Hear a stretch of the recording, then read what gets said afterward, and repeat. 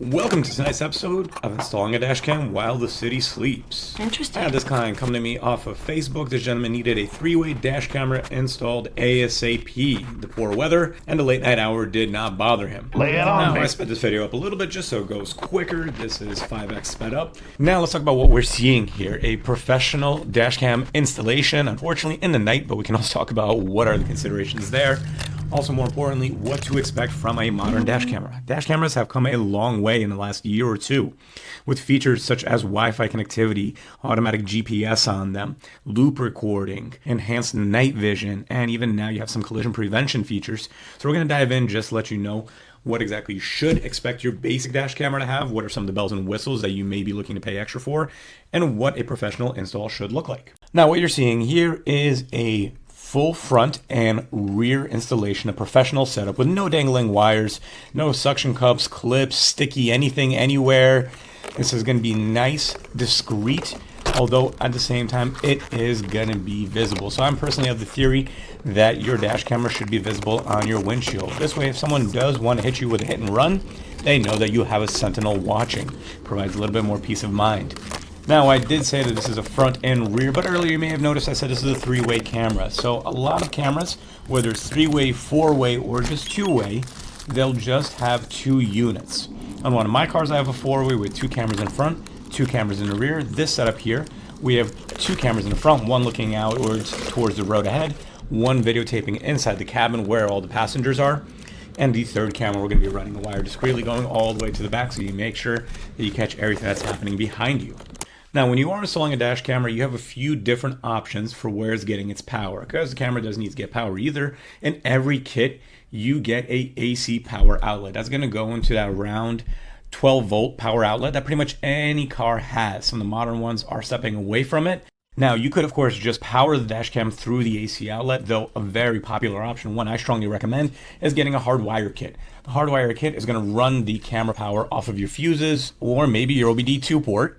And that's going to make sure that you can utilize parking mode. What is parking mode?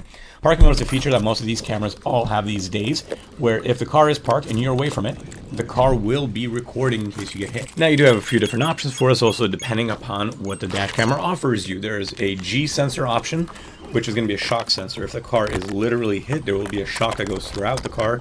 Also, to the dash camera, it turns on and starts recording on all fronts, front, rear. Furthermore, there's also 12-hour, 24-hour, 48-hour. I know my Red Tiger has that, where I could just put it on a low power consumption mode. The dash camera takes this fast-forwarded footage, still catching everything in high resolution, but it consumes a very small amount of electricity, making sure it doesn't kill your battery. And furthermore, all these hardwire kits, they also have a box on them. This box makes sure that if you get below a certain voltage, let's say like 12.4 or 11.8, that it will disable the dash camera, because the last thing you want in the morning is that your battery is dead when you need to crank it up. So either way, I do highly recommend having a hardwire kit. If you're going to get a dash camera, just getting the most out of that dash camera. Now, parking mode is something that pretty much every camera comes with. That's just up to the user if they're going to enable it. And even some brands, they offer you an OBD2 hardwire kit within their box, which is great. Seeing that more and more often. Now, some of the other things that you may be seeing on your dash camera that is standard is going to be including a SD card between usually 64 gigabyte and 128. Also, you're going to be seeing the little pry tool for the installation. You're going to see all the cabling for your AC power and also your rear camera. And also you're going to have any kind of little clips you may need. Other things that you should expect from the dash camera. It has Wi-Fi capability.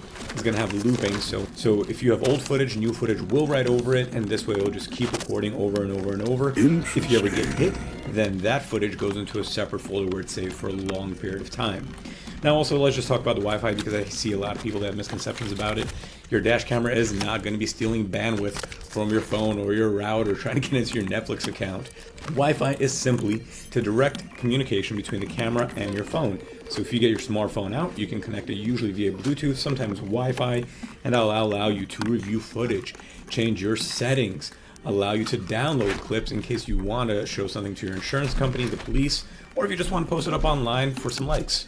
I remember in the old days, and not to date myself, but I would have to actually pull out the SD card of the dash camera, bring it home, take the footage off, hopefully finding it when it happened, remembering when the time was. So Wi-Fi connectivity is a game changer.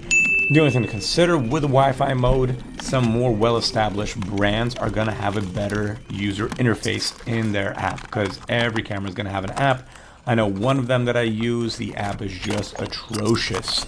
And another one I use, I'm not trying to say the name, Red Tiger, their app is great. Very easy to use, very clean, easy to navigate, whether you're talking about just accessing footage or downloading it. Now, some brands, like Woofbox, they actually have editing capability within their app. So in the app, you could view footage, furthermore trim it, and do some basic editing before you download it, which is also a great touch.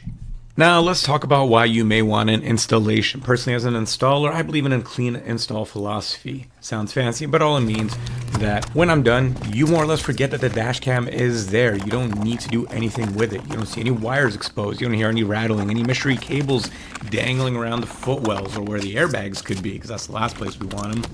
It's really just a true set it and forget it. And when doing this, where I see most people make their mistakes is when running the rear camera. Rear camera routing is essential. There's a proper way to do it, and usually no two cars are the same. They're very similar. I go along the headliner, I use the pillars, the A pillar, the B pillar, but getting it out to the trunk without having any excessive wires, again, is a bit of an art. So you always need to view out which is the route that you're going to take. Make sure you don't have too much congestions. Make sure you don't have any cable pinching. You're not obscuring any airbags, because we have side airbags going along the columns. And it's also going to be easy to remove. I have a lot of clients that come to me with a leased car, and they do state explicitly that they will be returning this in 3 or 5 years, whatever the lease term may be. So it's also important to make sure you can take out that rear camera without having to damage anything. Now, just to talk a little bit about the installations. Installations happen today. Apparently, you can see they happen in the night. There's no problem. Nighttime installs are not glamorous. It's just a matter of proper lighting, a little more patience. And personally, I always like to also offer the person to swing by in the morning just to make sure there's nothing exposed or there's nothing that needs to be addressed. All my work comes with a warranty of 90 days. So if there are any problems with a dash camera or the install, all my clients always have the availability to just come back to me and I'll address it free of charge. And that is it. The client's three-way dash camera is installed. No shortcuts, no exposed wires. At the end, I take a bit of time to explain to them how it works, how to connect it to the phone, and how to get all the functionality out of it. So if you're thinking about to get a dash camera, absolutely have one. If you have any questions, don't be shy. Feel free to ask. Stay safe on the road, guys.